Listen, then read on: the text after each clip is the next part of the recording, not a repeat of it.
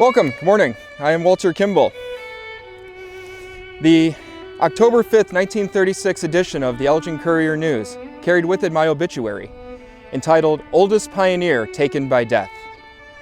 Well, the title Oldest Pioneer is one I'm pretty happy to have achieved, I don't mind saying. But let me tell you about some of the things a man can see in 97 years of living, most of that right here in Elgin. My grandfather was one of the first settlers and founding fathers of Elgin. In 1835, Joseph Kimball teamed up with James Gifford, both opening up mills along the Fox River. The Gifford's a flour mill on the east side, and the Kimball's a sawmill on the west. With the help of my father, Samuel, a homestead was established here, and a log cabin house built near what would become the intersection of South and Vine Streets. Soon after the homestead was established, my grandfather headed back to his native New Hampshire in order to bring back more relatives. He died on the journey back, but he paved the way for many more Kimballs to come to Elgin, among them his wife and my grandmother, Nancy. And my father and his brother worked to build their mother a cobblestone house that stands to this day at 302 West Chicago Street, one of the oldest houses in Elgin. In fact, it's my understanding that your historical society is working to restore this house now. I'm sure once it's done, it'll look every bit as good as when my grandmother lived there. I was born on October 7th, 1838, excuse me. And the second recorded birth of a white male in Elgin, my brother Joseph having been the first. My parents, Samuel and Clorinda, continued to work the land, raising both crops and kids, as my sisters Harriet, Emily, and Cleora were born throughout the 1840s. Soon the family farm would branch out to become one of the many dairy operations that Elgin was known for in the 1850s. I worked the land alongside my father. Work proved to be a much better option for me than school. In the 1850s, a teacher who was held in high regard in the community, Mr. Newcomb, was brought into town to head the new school district here. In those days, his salary being paid out of tuition and tax dollars. Well, Mr. Newcomb, being a man of deep integrity, once expelled a pupil who he felt was learning so little that he felt guilty taking any money from the man's father. That pupil? Me. I did rally to become a member of Elgin Academy's first class in 1856, but I was not to be known for scholarly work. The greatest adventure of my life was to begin in 1861 with the outbreak of the Civil War. Soon after, the Confederate States fired on Fort Sumter in Charleston, South Carolina. A rider came through Elgin announcing the news. Part of the announcement was President Lincoln's call for volunteers to put down the rebellion of the southern states. I instantly left my work in the fields and went back to the house. I told my parents I wanted to volunteer. My father told me to go where duty called.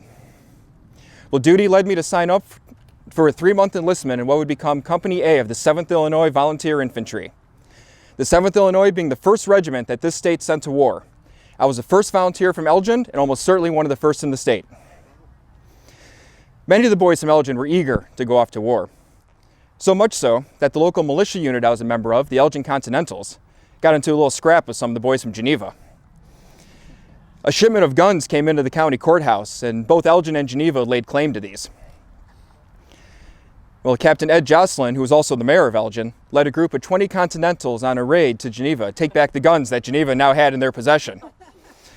The boys from Geneva defended the guns by throwing rocks, but the Continentals succeeded in grabbing the guns.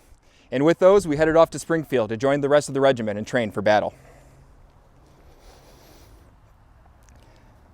I was mustered into the Army officially on April 25th, 1861, a mere 13 days after the attack on Fort Sumter.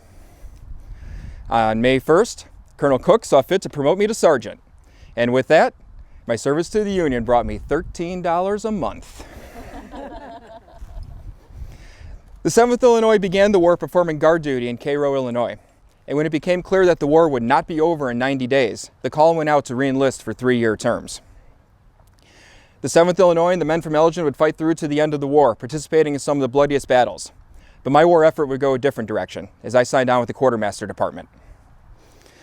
While in uniform, I also cast my first vote ever for President of the United States, voting for Abraham Lincoln as he sought re-election in 1864. I came close to losing my life a few times while in the service, my most harrowing experience coming near Pilot Knob, Missouri in 1864. I was ordered to lead a wagon train from Pilot Knob to St. Louis, a journey of a couple days. While the wagon train was en route, we were attacked by a large group of Confederates. My horse was shot out from under me. Bullets tore holes in my jacket and pants. When the smoke cleared, I was a prisoner of my attackers. I managed to escape into the countryside that night.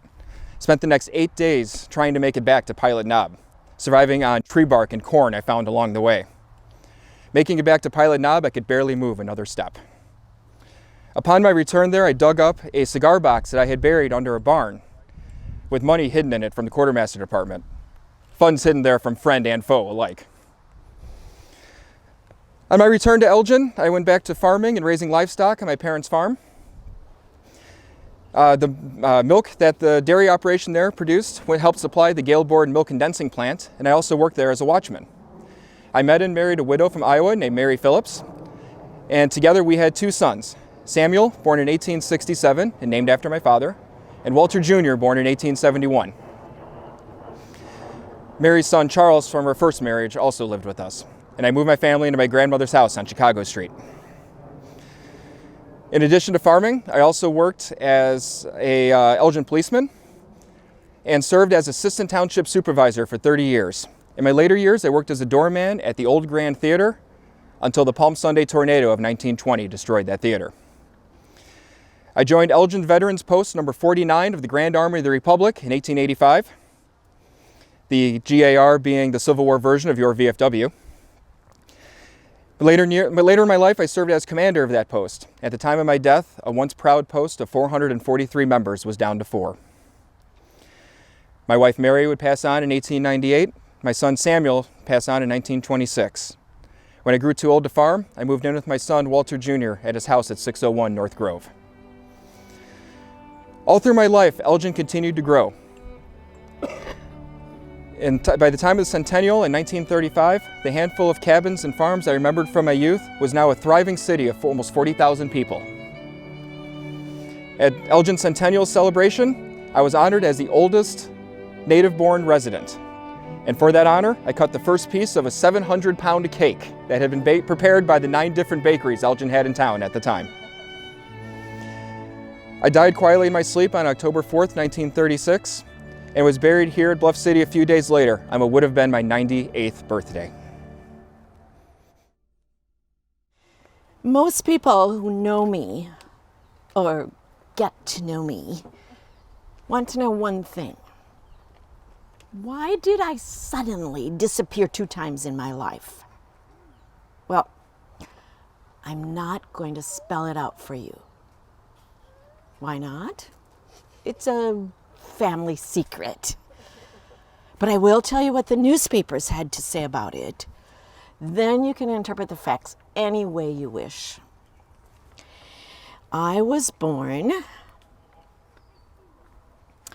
Nellie B. Mann on March 27th, 1864 in Burlington, Illinois, to Sylvester Sherman Mann and Caroline Mann.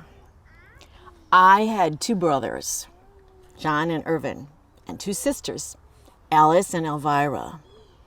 My father was active in politics, and he was a prosperous farmer, owning 1,200 acres of land and 298 Holstein cattle that he raised for breeding.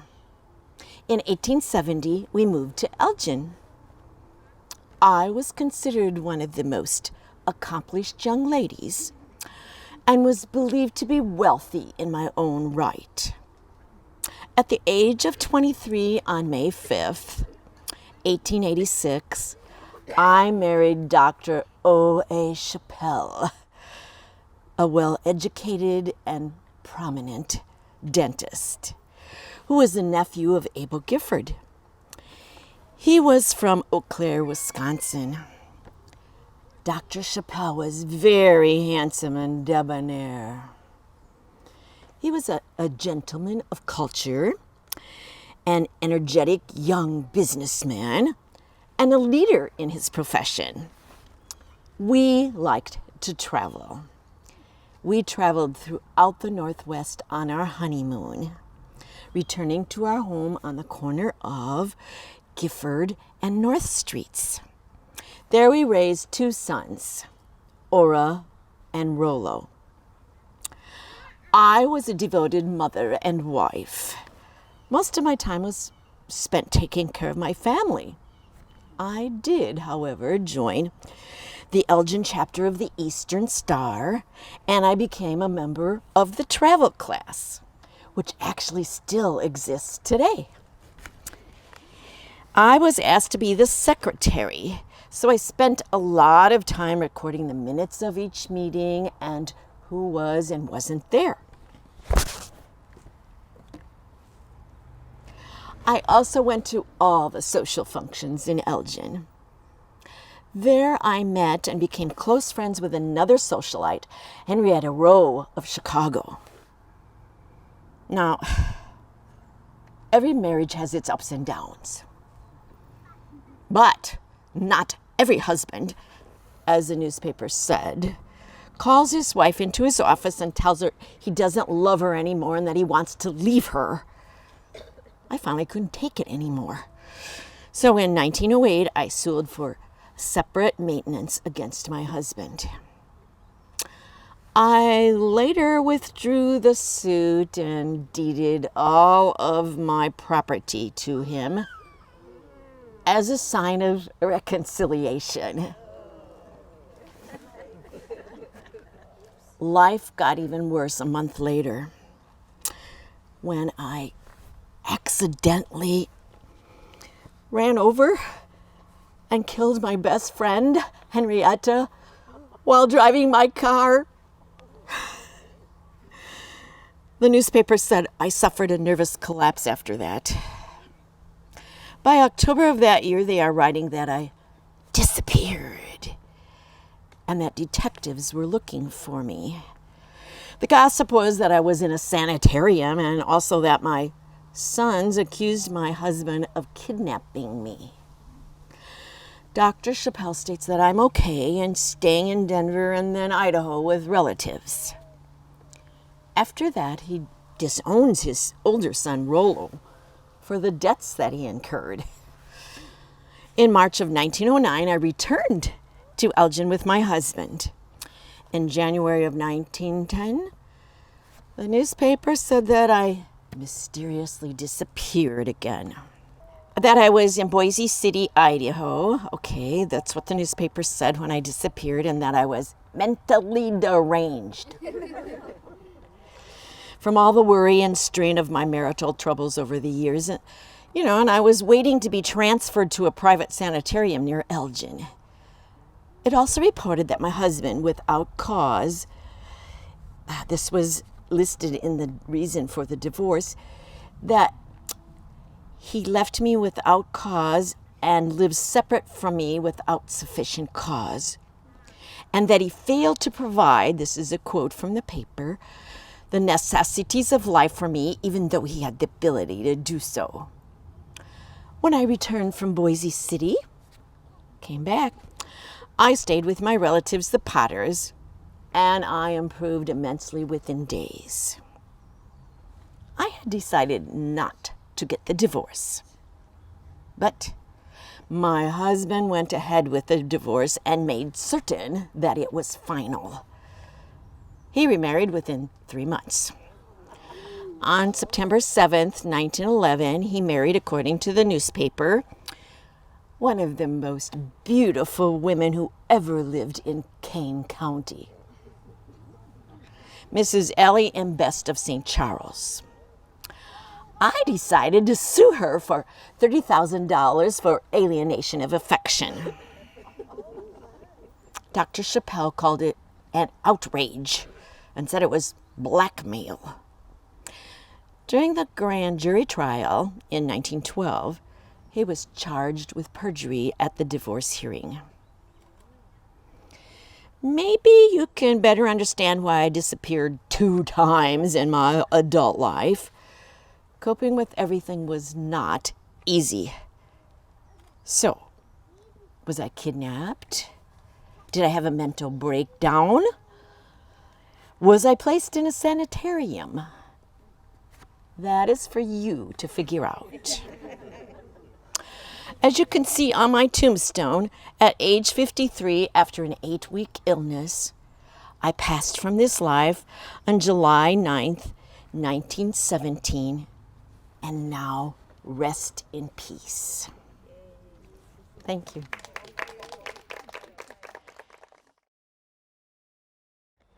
Morning, everyone.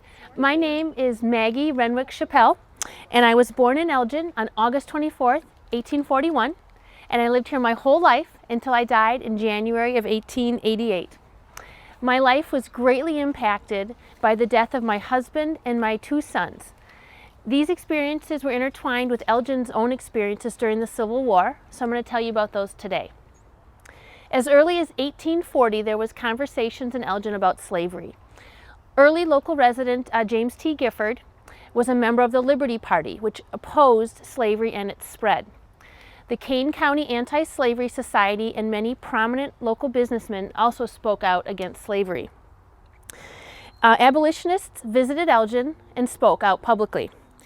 Local participation in the Underground Railroad is unknown and most likely didn't occur due to Elgin's position as not on a direct route from the South to Canada. But certainly there was sympathy here for what was termed fugitive slaves. In 1860, Elgin was home to 2,797 residents. Of them, 770 were foreign-born. About half of the homes in Elgin were within a half mile of Market Square, which is an area bounded by Chicago, Douglas, and Grove. Of those homes, about 3/4 were on the east side of the river, including my own home on Spring and Lovell Streets. Farmers brought produce and livestock to Market Square to sell. Our wheat and milk was in high demand as rail lines connected us directly to Chicago, and that was an easy market. We also had businesses springing up all around town. We had shops, churches, a music hall, banks, dry goods stores, a bookstore, a meat market, and of course, wagon manufacturers, carriage manufacturers, and farm machinery manufacturers. My own husband ran a farm machinery and carriage manufacturing shop on Grove Street. In the 1860 presidential election, Elgin Township cast 532 votes for Lincoln and 297 for his competitor, Stephen Douglas. While Lincoln never visited Elgin, he certainly had a lot of support here.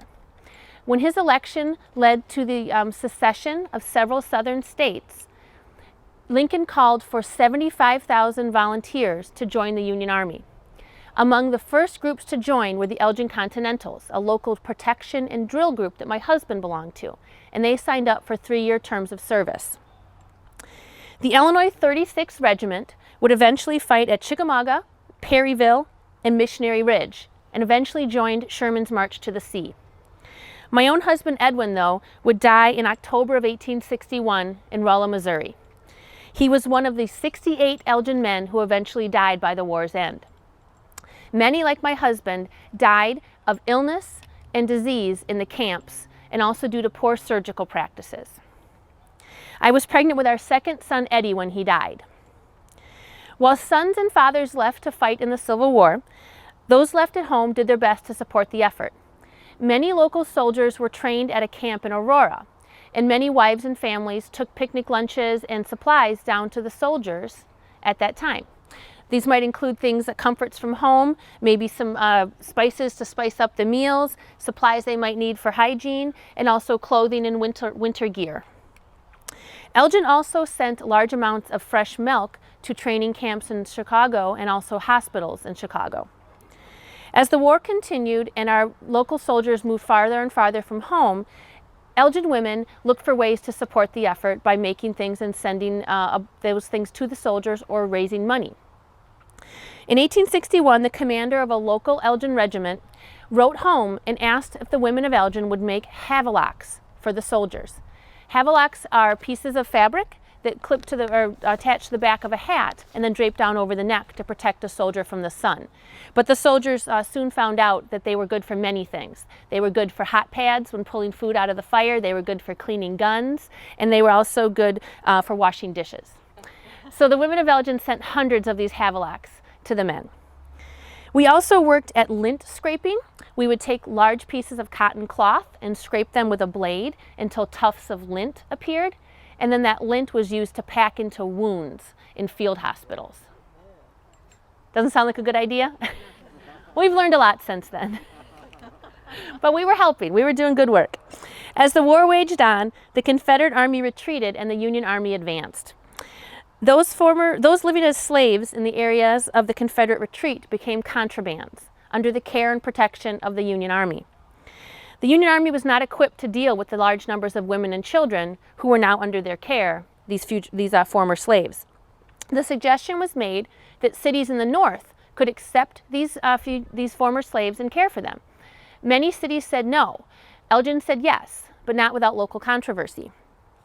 On October 15, 1862, 2 train cars arrived in Elgin, carrying 5 men, 28 women, and 77 children. Most of these former slaves were from the same area in Franklin County, Alabama. Unfortunately, in their long journey, they had been exposed to smallpox, diphtheria, and scarlet fever. By the spring of 1863, 16 of the contraband children had died. Roughly 16 white children also died of similar illnesses during this time period, among them my own 2 sons, Monty and Eddie. The quick death of my husband and my 2 sons caused me to become an invalid for the rest of my life. Elgin, however, continued to grow and prosper. Between 1860 and 1865, our population grew by 20%. We were a center of regional commerce, and our farm prices soared. Elgin shipped 600 gallons of milk every day and another 20,000 pounds of butter every month. In 1864, 2 men from the American Watch Company in Massachusetts visited Chicago and had the great idea to build a watch factory in this area, and they chose Elgin. That watch factory became the Elgin National Watch Company. Around the same time, Gail Borden looked for a way to expand his business selling tinned and preserved milk, and he heard about Elgin and its ready dairy industry. The Elgin Area Historical Society, who invited me to speak with you today, has 3 DVDs on the subjects of the contrabands, the watch factory, and Elgin's dairy industry. You can stop by the front entrance if you're interested. Thank you for visiting with me today. My life in Elgin was short and marked by personal tragedy, but I was always happy to call Elgin my home. Thank you.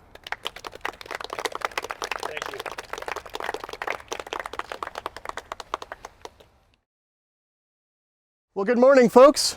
Good morning. My name is Orlo Everett Salisbury, and even though I was born in 1891 in Marshalltown, Iowa, I moved to Elgin when I was 4 and spent most of the rest of my life here. We moved because my father got a job at the Borden milk plant, and after a few years, he switched to selling furniture at Ackerman's department store. When I started high school, however, he moved us to Carthage, Illinois, which is where I finished my schooling. As a child, I always wanted to be the motorman on a trolley. Didn't we all? Yeah. But my actual first job was a little bit harder. It was while I was still in primary school, weeding onion fields during the summers, working 10 hours a day for 50 cents a day. That's where I learned the real meaning of hard work. When I got my job in high school delivering papers for the Courier News, I took over for a man who left to become a lawyer. It was easy in comparison, even if it was only $1 a week. As soon as I was out of high school, I returned to Elgin to work for Western United Electric and Gas as a meter reader.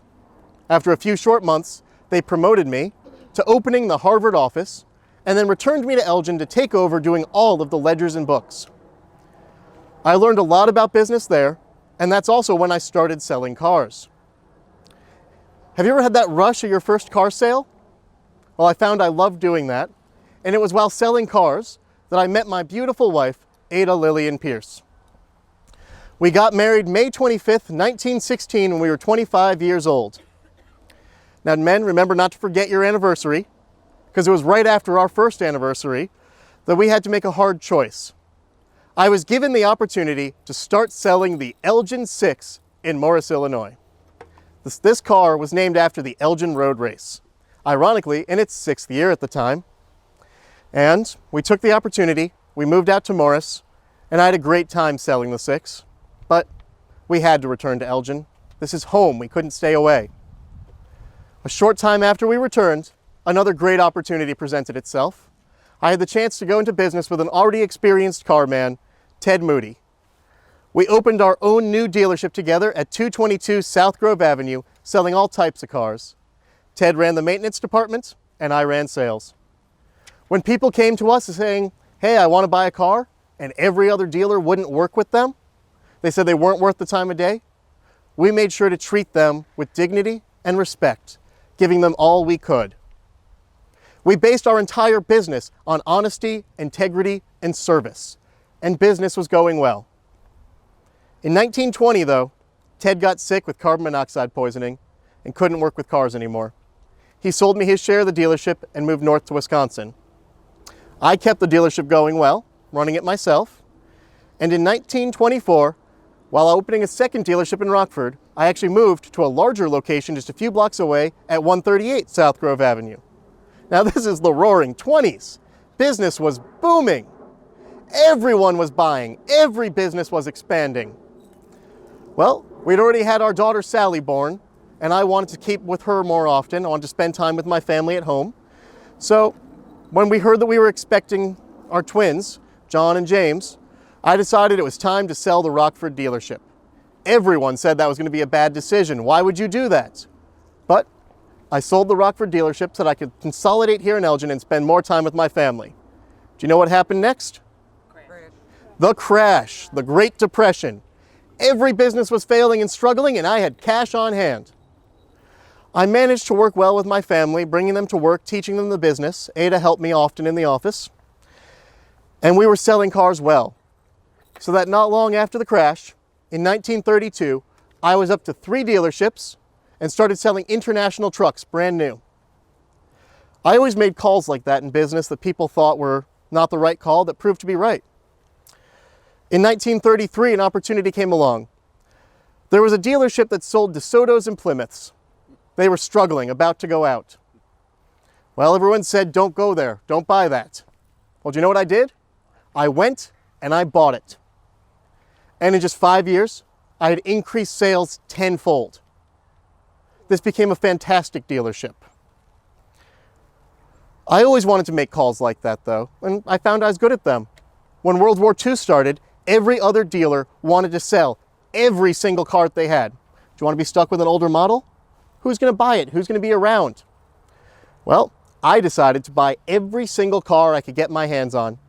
My main lot had over 300 cars on it at one point. Early in the war, they stopped production of consumer automobiles. Everyone else ran out quickly. I finished the war in a good financial position because I always had stock on hand. I didn't rush into expanding right after the war though. My boys were just finishing up school. I always took the time to drive them to their tournaments. They loved wrestling. It was in 1948, as they were about to finish school. They were at one of their last big tournaments. We were on a big circuit, and I was driving them around as always, when we received word that Ada had fallen ill. I had the boys continue in the tournament while I rushed home. I got home in time to be by Ada when she passed. This was a hard time for my family and I, but it brought us closer together as a family with our grieving. The boys started working at the dealership with me full time, and in 1950 I made them full partners with me. We worked together. Sally came to visit often, and between my children, I had 11 wonderful grandchildren. I loved spending time with them and being active. I always wanted to give them little pieces of advice like I did to my children and to my friends. And if people didn't want to take the advice, I never held it against them. You have to make your own choices in life, and I respected that. I loved getting to work with all of my family every day. And in 1962, when Jim decided it was time to sell his share to John, it was the right choice for him. I didn't hold it against him. I was still at the dealership until 1970 when we sold it to McGrath, but I still got to see Jim every day just about. I was involved with so many civics groups, business groups, political groups, church groups. If you name it, I was involved. They all wanted me to serve as their president, their vice president, a board member. The Automobile Association didn't want to let me go deal with the Lions at the same time. They all wanted my attention. The watch factory didn't even want to let me go. But my passion was my family and selling cars. So even though from 1924 to 1930 I served on the school board dipping my toe into politics, I wasn't a politician. I was a father and a businessman doing the best that I could. When my church needed a new building, the United Methodist Church, I supervised construction of the new building at 216 East Highland. Before you think though that all I did was work, when Ada and I were first married, we joined a few country clubs. We even helped start one. I love hunting, fishing, the wilderness, golf, but these country clubs didn't meet my need. At this time, loggers were clear-cutting large patches in Wisconsin. Forests were being cut down, and I hated to see that. So I got back together with Ted Moody in 1925, right before my twins were born, and we made 25 of us get together and buy over 4,000 acres in northern Wisconsin, just outside of Hayward. We called it the No Pine Ming Association, which is Ojibwa for Through the Woods. We allowed one small cabin to be built in the middle of the property, about 3 miles from the nearest road, over 400 miles of rough terrain from Elgin, and I loved bringing the kids up there on weekends and summers. They loved it too. We got so involved that when the boys were young, I quickly got involved with the Scouts. I took what I learned there to the police departments and helped start what later became our Explorers program and encouraging them to work with youngsters. It was all of these activities and my reputation for honesty that when the city had a crisis in the 1950s, I was called forward. Elgin was struggling. We had a corrupt mayor and management. We owed over $50,000 and we only had $28,000 available. A new car was a mere $1,000. I think you can see the problem.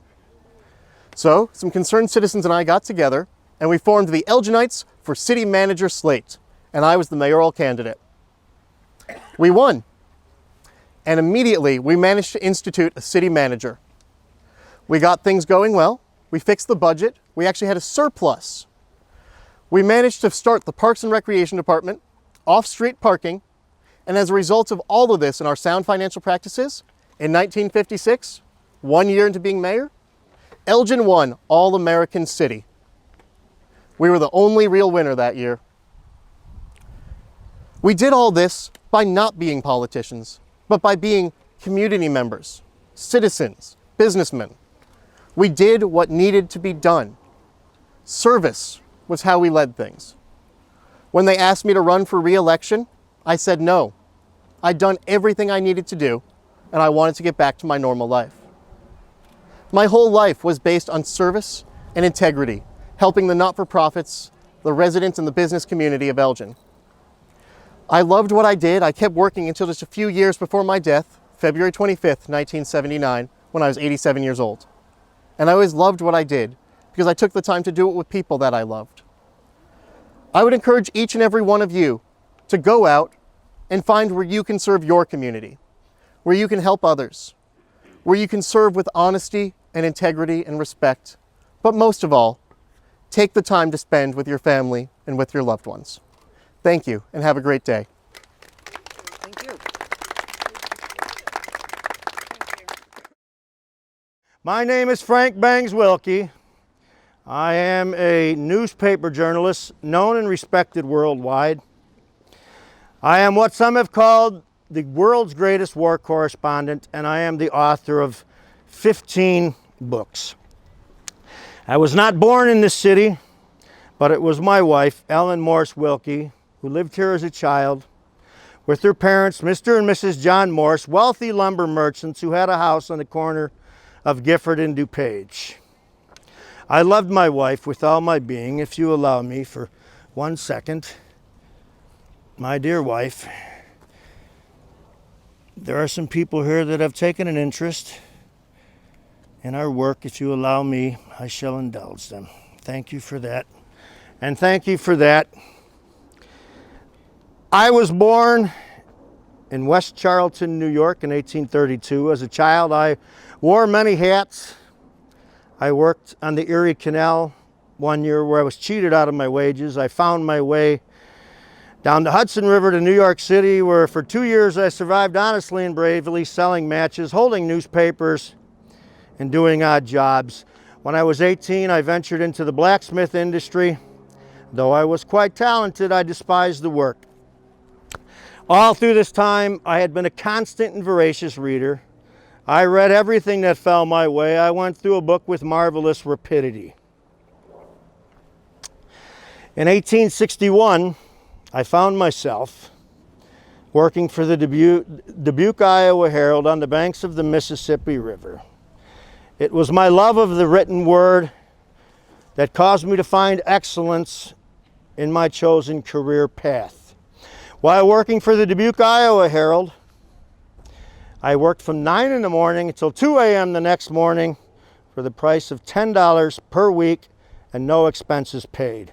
But in 1861, at the outbreak of the war between the states, the Dubuque, Iowa Herald sent me into the field with the Iowa 1st Regiment. Here I lived with these men. I ate with these men. I marched with these men. I was friends with many of them, and tragically, as it was wartime, many of my friends lost their life. It was my accounting of the Battle of Wilson's Creek in 1861 that brought considerable reputation. It was copied extensively by newspapers across the country, including Leslie's and the New York Times. If you like, for 1 minute, I am going to take you back to August of 1861 to the Battle of Wilson's Creek in Missouri. I must warn you in advance that the horrors of war are real, and I never went far from the truth. If you are somewhat soft and squeamish, I ask that you leave the group now, and mothers, please cover the ears of your children. As I approached the battlefield, squads of men were galloping madly hither and thither. Hither and thither is a nice choice of words. I like that. Squads of men were galloping madly hither and thither, while on the prairie, scores of saddled horses were grazing peacefully, whose riders had left them, in many cases, forever. I met also 2 men getting away from the fatal timber, over which hung a thick black smoke, as if hell itself were flaming from within. Some of them limped painfully along, while others were supported under the arms of their comrades. Many of them were hatless, with clotted locks and countenances ghastly with blood, and all of them were making their way as quick as they could towards town. Going further still, one came upon a stream, and here the wounded were conveyed, and here the doctors performed their humane but unwelcome duty. Thank you for that. Folks, let me remind you that all of my books are for sale for today, after today's performance, for just the price of 25 cents. If you'd like, I can personally hand inscribe each and every copy for you. And this can be done in German, Greek, Hebrew, or Spanish, all of which I am familiar with. After my assignment with the Iowa 1st, I returned back to Dubuque, Iowa, where I was treated as a hometown hero. Parades. Many people bought me drinks for medicinal purposes only, though I always say it was just for medicinal purposes. I had taken some time and I wrote a newspaper. I published it outside of a deserted rebel office in Macon City, Missouri. It had captured the attention of the New York Times, who hired me as the premier war correspondent, and they paid me $7.50 per column of type, and all expenses paid, which was a welcome relief because the Dubuque, Iowa Herald cheated me completely out of all my wages. I never made one dime working with the Dubuque, Iowa Herald. So it was during the siege of Lexington. I was holed up in Missouri. I had heard that General Price had surrounded General Mulligan, Union General Mulligan. I marched my way across Missouri. Actually, I rode my horse across Missouri, but I embellished a little. I rode my horse across Missouri, and I came upon General Price's camp, and the young rebel soldier shouted out to me, "Hark, who goes there?" He actually said, because I tried to cover you from the horrors of war, he said, "State your business, because I'm fixing to blow your head off." And I reached into my pocket and I pulled out the international sign of truce. And I said, my name is Frank Bangs Wilkie. I am a newspaper journalist and a war correspondent. I have come to talk to General Price regarding the battle, and I rely upon him for proper and humane treatment. I was allowed into the camp. The young rebel soldiers in their drunken state somewhat mildly abused me and tormented me and looked at me upon as a spy. Had I been convicted of being a spy, I would have been hung by the oak tree the next morning till dead. After long conversations with General Price, he respected me as a gentleman. He respected my honesty. He respected my bravery. And he respected my chosen career choice as a war correspondent and journalist. Yes, folks, it's true if you look in the history books that there was a time when journalist was a respected profession. So, after General Mulligan surrendered, I was released unmolested to St. Louis. I was the premier war correspondent of the New York Times. I was Galway. I signed my papers only as Galway, a pen name that I used after my childhood home in Galway, New York. I was with Lyon and then Fremont. I was with General Grant all through his career, from the taking of Fort Henry to the surrender at Vicksburg. I was on every major battle and engagement in the South and the Southwest. And it was my wife, Ellen Morse Wilkie, who was with me on many of these occasions. She rode her horse and saddle. She got on the steam train and rode the clickety-clackety rails of the steam trains, or she rode the great rivers that traverse our country, whether it be by steamboat, side-wheeler, or paddle boat, with our young son in tow, always to find me in my work. My wife had great love for me. There was a time she was on a steamboat. The rebels were vociferously pounding the water and the boat, hoping to turn it into a pile of splinters and matchsticks. And the rebel sharpshooters were on the shore bank shooting into the boat. The man next to her slumped over dead, lost his life immediately. When he hit the floor, he was dead. My wife prayed, and the boat did get away. It was in 1863. I mistakenly thought the war between the states was coming to a close. There was an opening in the Chicago Times newspaper, a great city and a great newspaper. A journalist editor had died tragically when a boat he was riding in, a sternwheeler, sank in Lake Superior and opened up a position which I accepted. It was for the Times I founded, the Chicago Press Club, the London Times Bureau across the ocean. I wrote sketches beyond the sea. Back home I wrote pen and powder, walks about Chicago. I feared nothing as a journalist. I interviewed everybody. I wrote on every possible subject under the sun, bar none. In 1875, in Batavia, Illinois, I visited there to Bellevue Place. Some of you, I'm sure you may have heard about it. Some of you may have stayed there. It's a home for the mentally insane. It was Mrs. Mary Todd Lincoln was held there against her will, the bereaved widow of the 16th president, the martyred president, Abraham Lincoln. Mrs. Lincoln was held there against her will, put there by her son, Robert Todd Lincoln, and the county of Kane, who deemed her insane. I was to have an interview with Mrs. Lincoln, but I went under false pretenses, false identity. I did not reveal I was Mr. Wilkie, a journalist. I only went simply as a Mr. Wilkie who was concerned about the health and welfare of Mrs. Lincoln. I interviewed her for 3 hours. I immediately ascertained that there was no sign of weakness nor any abnormal manifestations of the brain. None. Mrs. Lincoln's health was fine. She only was suffering severe grief and sadness over witnessing the death of her husband and the untimely and premature death of 3 of her 4 sons.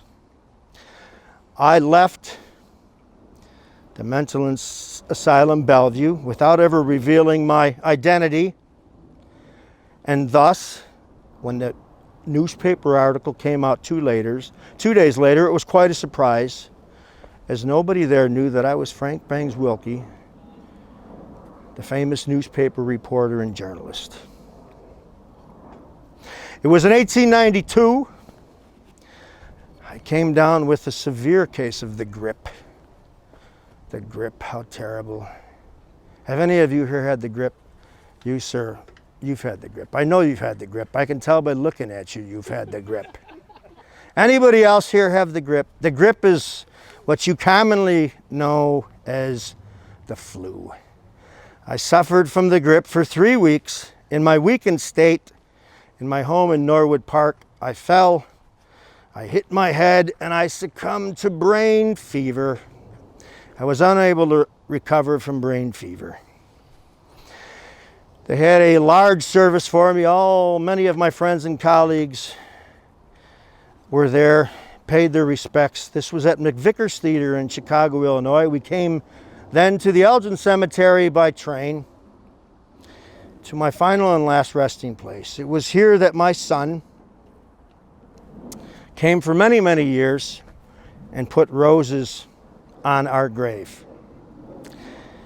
My last will and testament was published in an Elgin newspaper called Every Saturday on May 18th, 1892.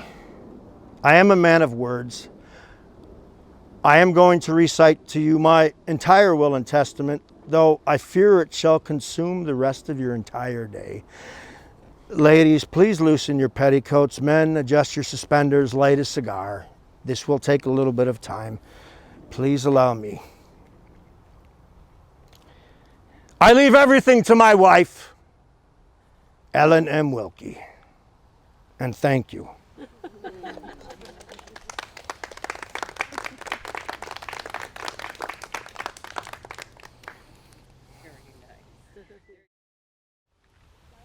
The first settlers to arrive in Elgin did not have a stone cutter with them.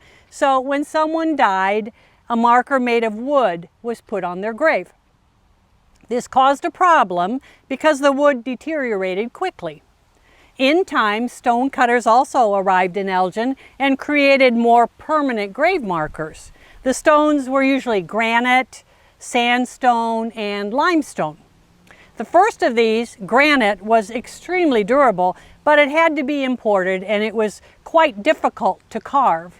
Limestone and sandstone were much softer and easier to carve, but they tended to deteriorate rather quickly. In 1873, a new material was created for use as grave markers by 2 men, M.A. Richardson and C.J. Willard. An alloy of zinc, copper, and tin was produced that showed a great deal of promise in producing a marker that would be long-lasting and economical. The method of casting these monuments was much like the same as casting any other metallic object. An artist would create the pattern in wax, which would then be covered in plaster. When the plaster was fully cured, the wax was heated and ran off, and a reverse design was ready to be cast. Much of the monument is made up of flat panels, as you can see here, which would be soldered together with zinc. Panels would be installed in larger monuments to include specific information, name, date of birth, and date of death. The panels would be attached to the monument using screws or bolts that would resist tampering. Do you see the bolts there? You see those? However, nothing's foolproof. The monuments are hollow, and some devious individuals would gain access to the interior and store things like rakes in them. Yet others would use them for a little more criminally intentions, hiding stolen merchandise or prohibition liquor. And as a matter of fact, this one is cracked in the back, and I haven't had a chance to look, but when you leave, I'm going to inspect the inside to see if there's anything there, but I promise to share with you. I've had every group tell me that you have to share if you find anything, so I will. The monuments were usually sold under the name white bronze to make them more appealing to the public, but they never really gained full acceptance. Production was halted during World War I because zinc was necessary for the war effort. Monuments were made only until 1914, and the plates then were available until 1939.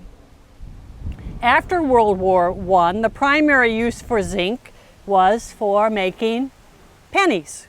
The U.S. government needed so much zinc in World War II, though, that for 1 year pennies were made of steel. Did you know that?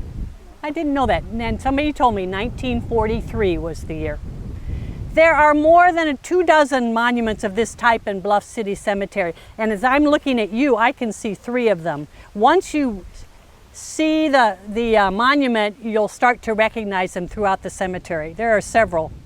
You're invited to gently touch them and softly knock on them. The father and mother is zinc here, this stone here, a piece, and you can knock on that and look for the manufacturer's name at the base of the monument. Thank you for your attention. I'm going to ask you to move along so I can check out this hollow zinc monument. I'm going to be talking a little bit about the spinning wheel today, but mostly I'm talking about the wool and the fibers that we use to turn from raw material into finished goods. Now, Elgin in the area actually had a woolen mill. They specialized in taking wool from the local farms and turning it into finished goods. I believe they specialized in batting for making mattresses, but today I'm making yarn. Now, what I'm spinning right here is wool from a sheep. Wool is a very forgiving fiber, and it's what we teach most of our beginners to use because it wants to stick together. It's a very unique fiber in that if you look at a single strand underneath a microscope, you'll see that it grows in scales, the new scale pushing the old scale out of the way, so that it looks like tiny little fish hooks. And as you're spinning, you're hooking all those hooks together, which is why wool wants to stick together. If I were to break my row apart like this, all I have to do is lay the 2 broken ends together and give it a spin, and it goes right back together. Wool wants to stick together.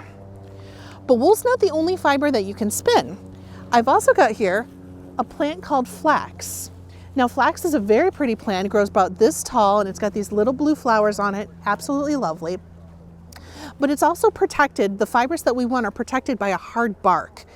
So what we have to do is we have to take our bundles of flax and soak it in a pond, a stagnant pond, for about a month so that it rots. After it's rotted, we take it out, we spread it out, let it dry, and we take what looks like big wooden blunt swords and just beat the heck out of it. That hard bark now crumbles away and leaves our soft fibers behind. Now, the fibers don't have the same fish hooks like wool does, so we spin it with wet hands so that it sticks together better. After we've spun flax, we don't call it flax anymore, we call it linen. Yeah, so a little bit more familiar plant, or a familiar term. I've also got cotton in here. Now, everyone's familiar with cotton. It doesn't only come in white, it also comes in several different natural colors, like this gorgeous caramel. Cotton has got a really, really short fiber length to it. So as we're spinning it, we spin it really tight so that the friction of just being spun tight like that holds it together. And the last plant I have in here is called hemp.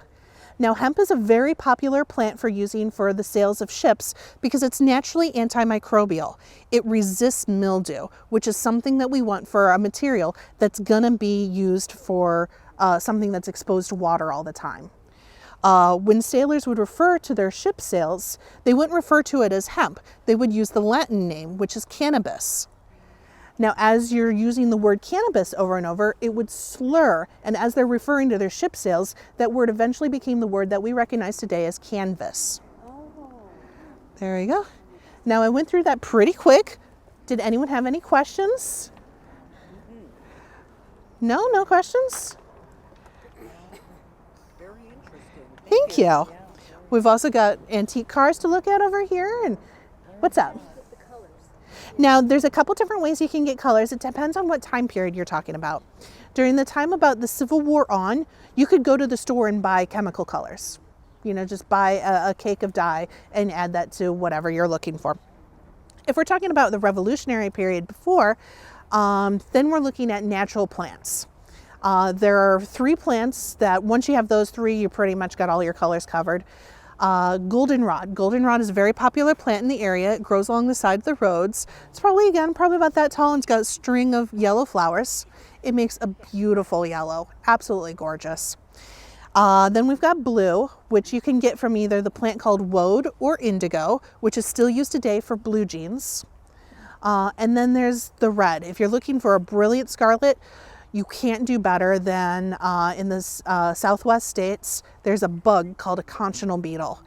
So squished up bug is essentially what you're going to get for your scarlets. Once you have those three colors, you're pretty much covered. There's another plant that'll get you a red. It's called the madder root, but it's going to be a little bit more of what we know as a turkey red and orangey red. Thank you so much for coming here today. I would like to welcome you to the entombment services for our dear and now late friend. They were a paragon to this community, and I do want to, at this point in time, sincerely express my condolences to you. They will be sorely, sorely missed. You know, funeral services in the 1890s were lengthy, but they were held in homes or in churches. And once those services were done, everyone came outside. The pallbearers brought the coffin out with our loved one in it and placed it in the back of a horse-drawn hearse. There would be a black hearse and black horses for a man, a white hearse and white horses for women and children.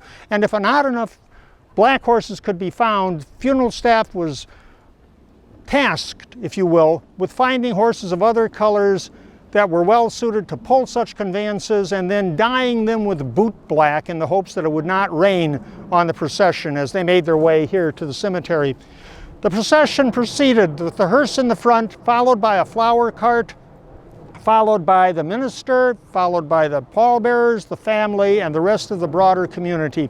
Once on site here, if it were winter and too cold to actually place the body in its final resting place, they would put it in the holding vault temporarily at the western edge of the cemetery here until the ground had thawed and until conditions were right to bring the body into its final resting place. Once the entourage was in its position here, the pallbearers brought the body back out from the hearse and placed it ready for its final disposition. In this case, right in front of the mausoleum doors. And you may be wondering how a 200-pound coffin flanked by pallbearers would go through such a narrow doorway and then be lifted up to a shoulder-high crypt and placed into position. And that's a very good question, and one which I'll return to in a moment. You'll also notice that the mausolea are topped in some cases by what look like smoke jacks, and that was not for entertainment purposes at all, but rather to allow, as the venting along a lot of them is, for the free flow of air throughout those chambers and across the coffin and across the body of the deceased. That was necessary because a body contained tightly will eventually build up gases and fumes, as it does what a body in those conditions will do.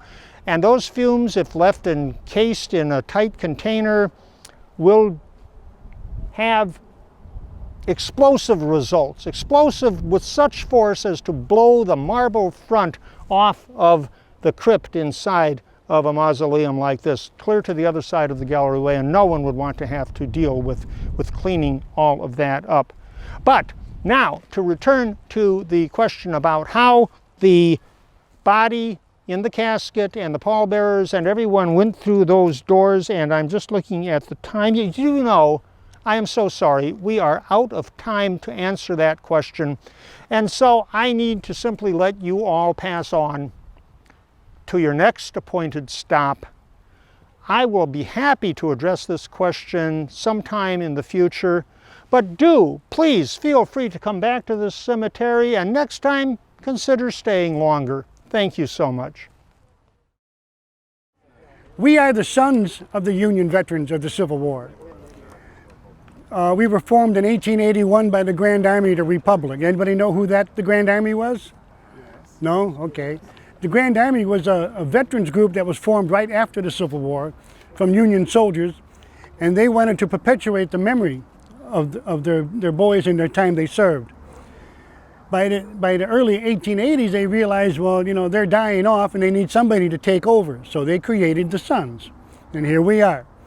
One of the ways we perpetuate their memory is mostly with the tombstones. A lot of tombstones have worn down to the point where you can't even read them anymore. So what we do is we petition with the cemetery and the VA, and we get a brand new stone for them. This way these boys will not be forgotten. What really comes in sometimes is really difficult is when the stone has been vandalized and or stolen, believe it or not. So we don't know who was there. The only way we can find out is we have to research the cemetery records and figure out who was there. Fortunately, in some cases, they're in a family plot. So now it's a little easier because you know his last name and the family he belongs to. And that's how we can find out who they are. And again, this is all so that they will not be forgotten. And that's the main mission. And we clean the stones. We use various different, very little detergent, mostly just a scrub brush and some water. And like the last one that I cleaned 2 years ago is right here, General Lynch's stone behind you. He's a colonel on that stone, but he's a general on his headstone. And that's what we do. We perpetuate the memory of these boys. The General Lynch plaque on the ground, that's a 3-inch thick granite. We installed that last year and had it dedicated. We also straighten out the big tall monuments, but we have to bring in a crane for that, which requires a lot of insurance and so on. But we work with the cemeteries and they all help us out. Another thing is we have over 6,000 members nationwide. We have 200 members right here and over 200 members right here in the state of Illinois with 9 camps. I'm with camp number 2, the Philip H. Sheridan camp.